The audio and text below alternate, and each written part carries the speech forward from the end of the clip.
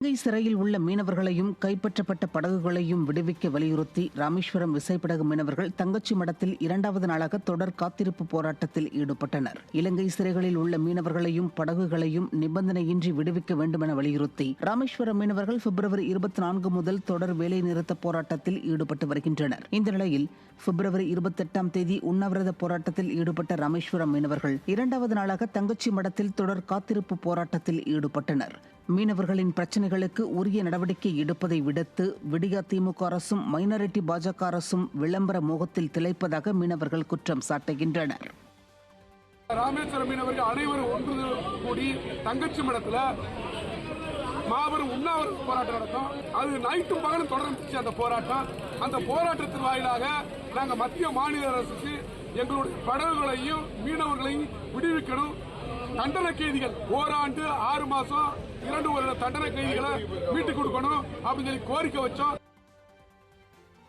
நீலகிரி மாவட்டம் மசனக்குடி மற்றும் அதனை சுற்றியுள்ள கிராமங்களில் கடும் வறட்சி நிலவுவதால் மாடுகளுக்கு மானிய விலையில் புல் வழங்க வேண்டும் என விவசாயிகள் வலியுறுத்தியுள்ளனர்.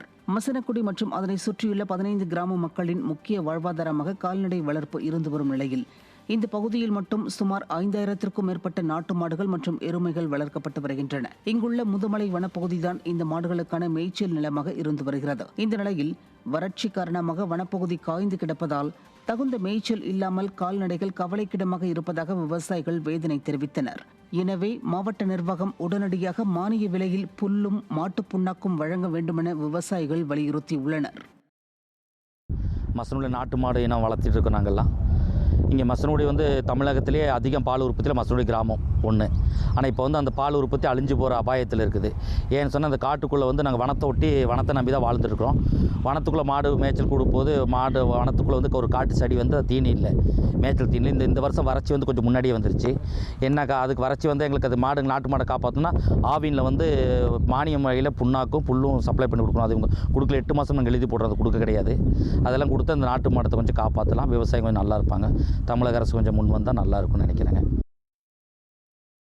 கோவை மாவட்டம் தொண்டாமுத்தூர் கொம்பனூர் பகுதியில் வள்ளி கும்மி ஆட்டமாட சென்ற பெண்களை சாதி பெயரை குறிப்பிட்டு இழிவாக பேசிய நபர் மீது நடவடிக்கை எடுக்க கோரி காவல் கண்காணிப்பாளரிடம் புகார் அளிக்கப்பட்டுள்ளது. தொண்டாமுத்தூர் பகுதியைச் சேர்ந்த வாழை இலை பாபு என்பவர் வள்ளி கும்மி ஆடுவதற்கு சென்ற பெண்களை சாதி பெயரை குறிப்பிட்டு ஆபாசமாக பேசியதாக கூறப்படுகிறது. இது தொடர்பாக வள்ளி கும்மி ஆடும் பெண்கள் தொண்டாமுத்தூர் காவல் நிலையத்தில் புகார் அளித்தும் வாழை இலை பாபு மீது நடவடிக்கை எடுக்காததால் அவர்கள் காவல் கண்காணிப்பாளரிடம் புகார் அளித்துள்ளனர்.